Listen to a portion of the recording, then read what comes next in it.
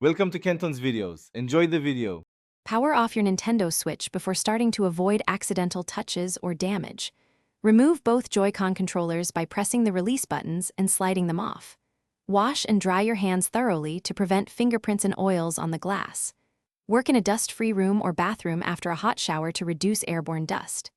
Gather the kit: tempered glass protector, alcohol wipe, microfiber cloth, dust stickers, and installation frame or card. Place the switch screen facing up on a flat, stable surface.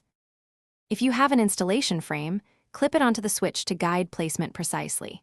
Peel the glass protector, backing halfway to expose adhesive while keeping the top edge covered. Align the exposed top edge with the switch screen bezel and check corner symmetry before lowering. Slowly lower the protector from top to bottom using the frame or your fingers to prevent misalignment.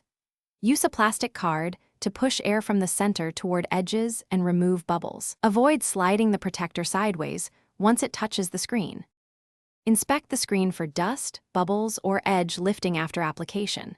For isolated dust, lift the nearest protector edge with a dust sticker and remove the particle.